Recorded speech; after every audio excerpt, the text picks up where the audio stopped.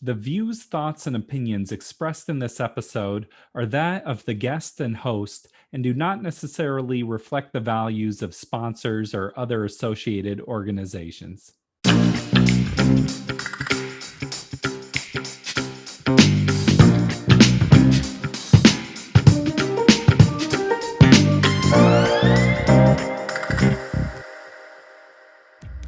Welcome to the Parental Compass presented by Family Education and Support Services.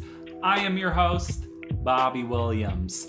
If you like what you hear, please subscribe to the show and leave us a review. If you leave us a 5-star review on Apple Podcast, it helps the show. It helps us to get out to more people.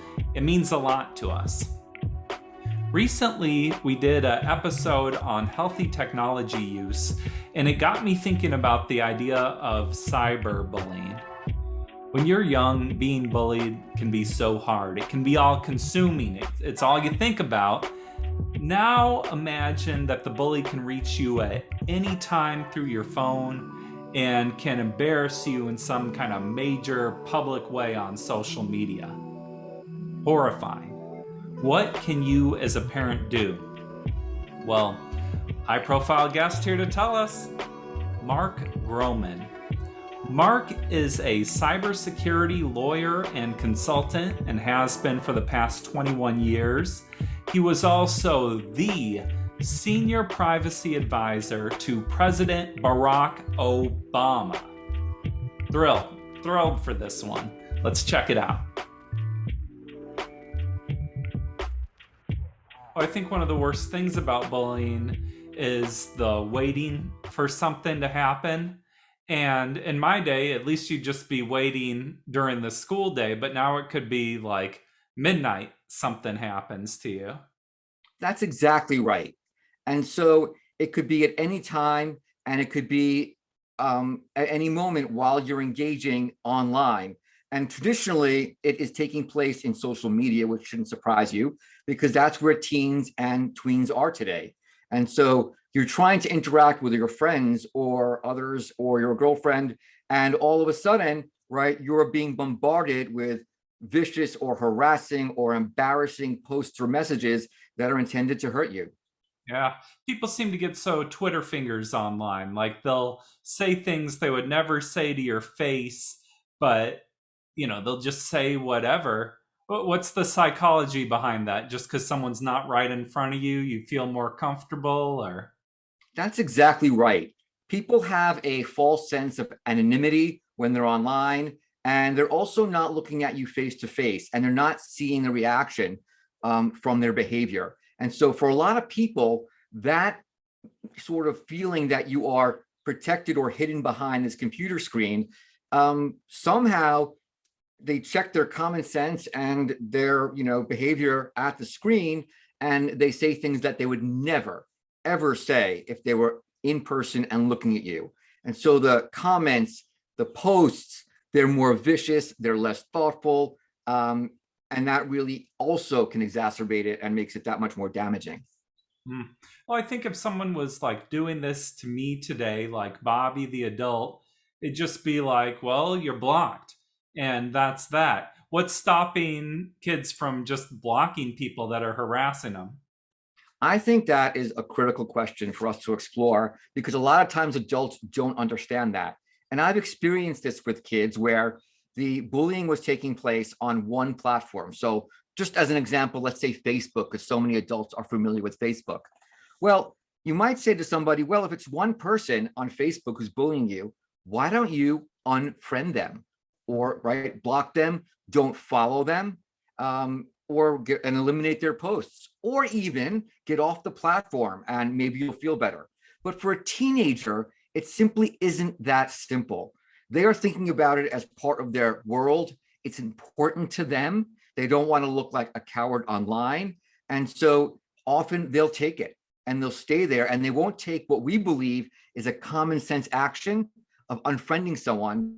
They'll actually tolerate that cyberbullying for months or longer. What a pain, or it's just a difficult time to grow up for sure.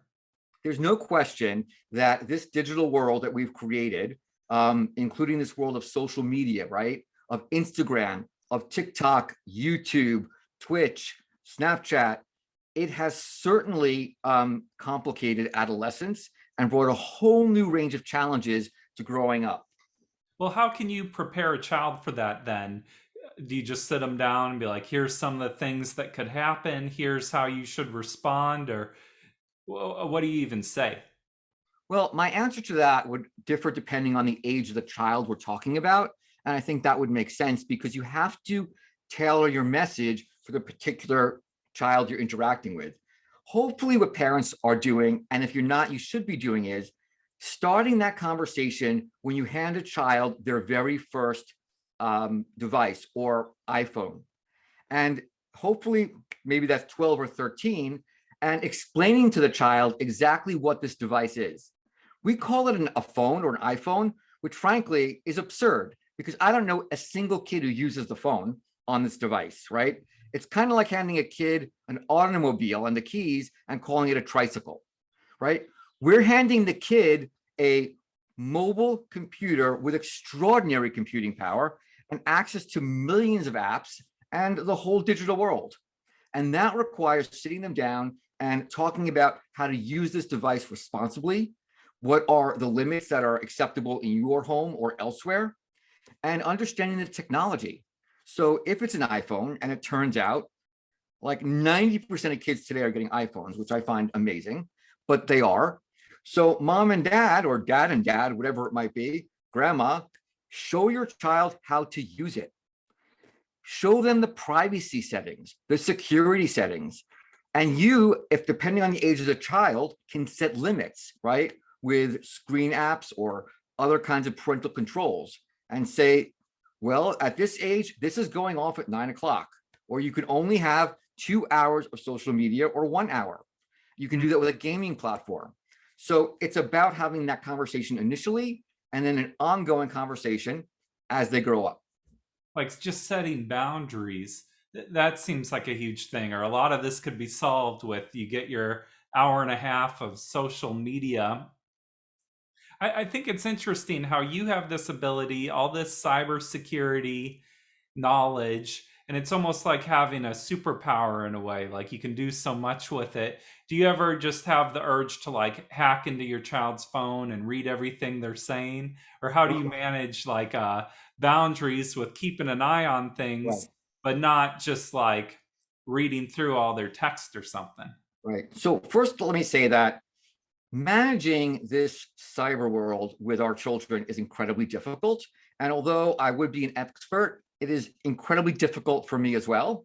And I will tell you that I have had parental controls on my son's phone, and he's hacked the controls.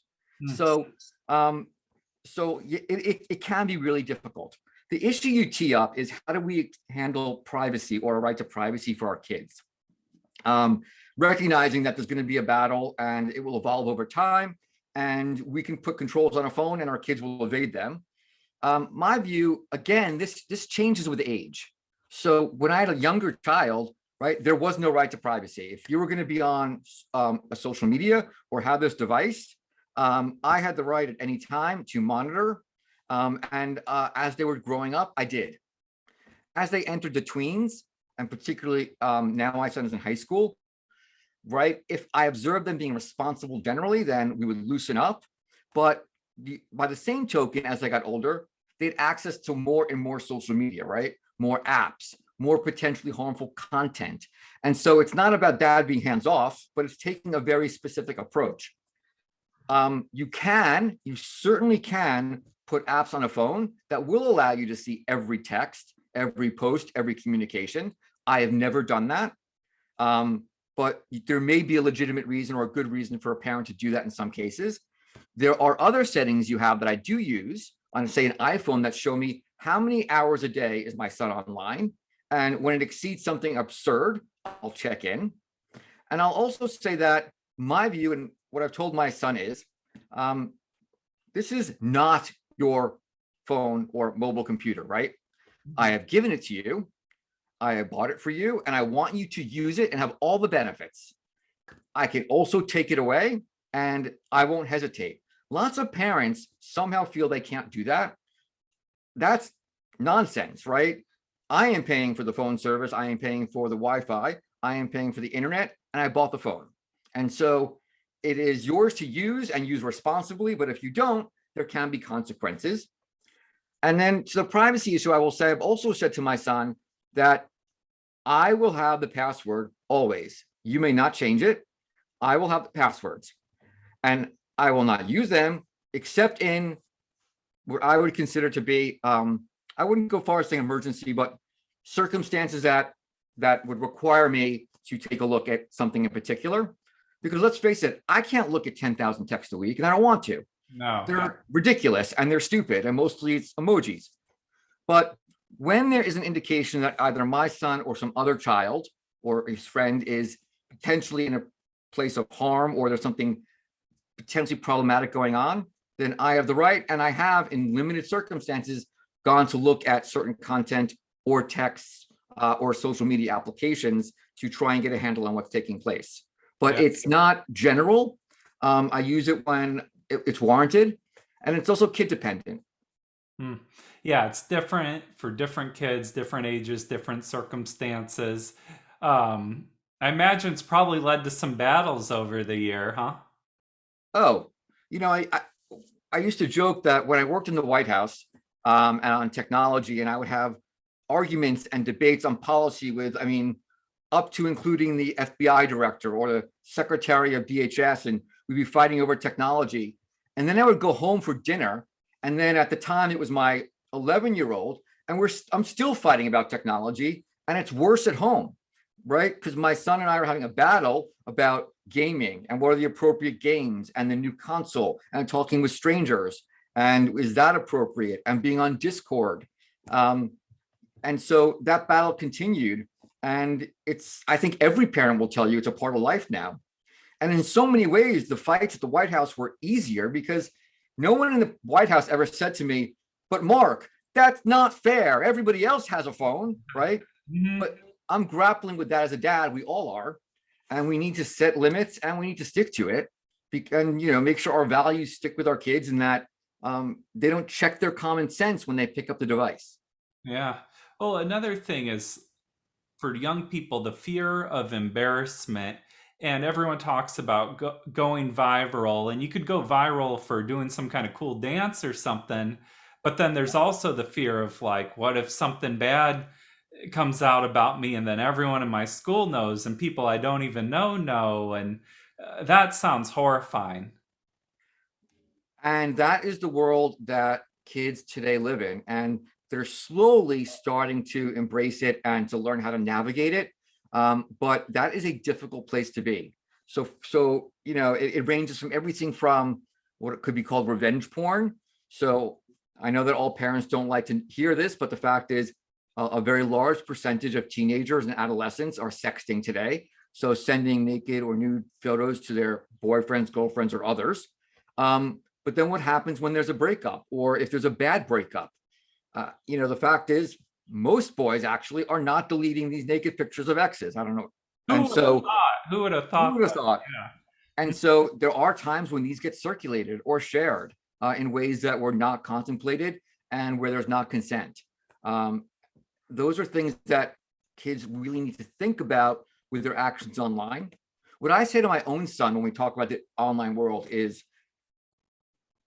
anything you post or do, just pause for not even a second because their attention span isn't much longer. So go with this.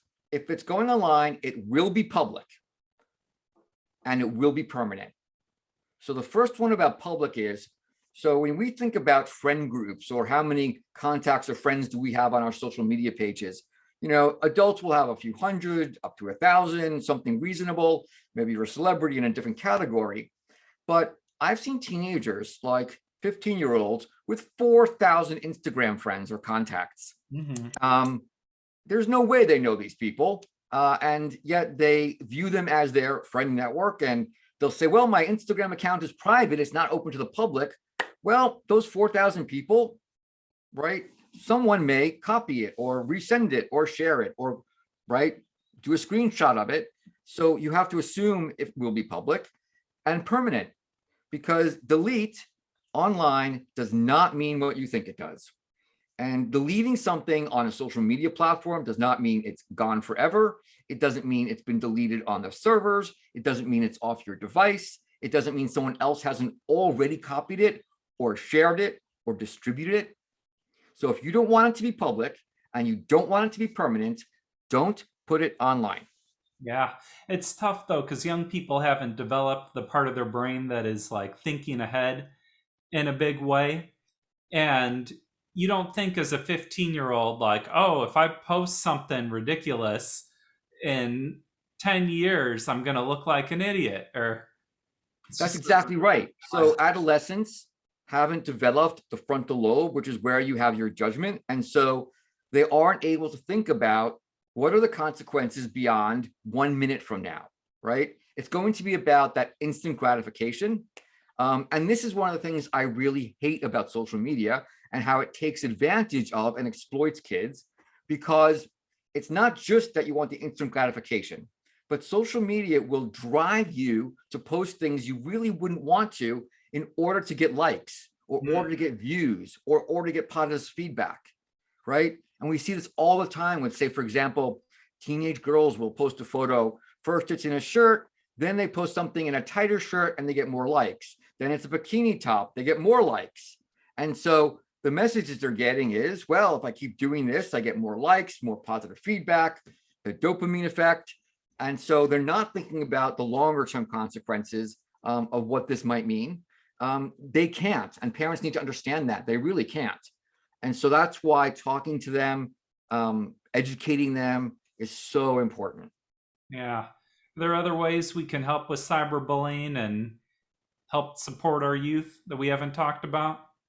Well, there's an interesting issue that we haven't talked about, which is what do you do if your child is the cyber bullier? Oh, yeah. And so it's important because obviously, right, those kids have parents. We all think it's not our kid, but it can be. And so we of course want to look out for our own child being the victim of cyberbullying. And you want to look out for, some emotional distress or odd behavior. You want to inquire, but you need to intervene. If you think your child is in any way bullying someone online, parents need to be role models. We need to step in and we need to say, that's not okay. That makes perfect sense. And yeah, you never want to think of your child as someone that could do harm to someone, but kids do that all the time. And probably everyone has at some point. Look, if you look in a group chat of a group of, and actually I will tell you that the real issues that I've seen, or not real issues, forgive me, but more about the highest volume or the really happens in middle school, like that 8th grade year can be really damaging, 7th, 8th into 9th, watching what our kids are doing. But those group chats really can become vicious. And sometimes it's unintentional. Oftentimes it can be intentional, but it can be anyone. And so teaching our kids that if you wouldn't do it offline, then don't do that behavior online. If you wouldn't do this to your friend if you were sitting in a circle, it doesn't become okay because you're on a social media platform. Exactly true. Do you have any interesting stories from the White House talking with anyone about cyberbullying or any high-level conversations that stood out to you? Not particularly about cyberbullying, but many conversations about internet privacy and privacy online, and in particular as it relates to kids, and whether or not we should expand legislation, whether or not there should be greater penalties for exploiting children or their information online, because there really are serious issues that we're all grappling with, and they need to be addressed. And we actually, in my view, at this point in time, we need new laws to impose additional restrictions. Well, it was an honor having you come share your wisdom with us, and just thank you for taking the time. My pleasure. I'd love to come back and talk about other issues about the digital world and what parents can do to help their kids navigate this. Because the goal here is this: we want our children to get all the benefits of this great online world and technology, and we want to minimize the harm and the adverse consequences. And that requires active parents. Nice. Honor to have you on the show, Marc. This has been the Parental Compass by Family Education and Support Services. I'm Bobby Williams. We'll see you next week. Peace.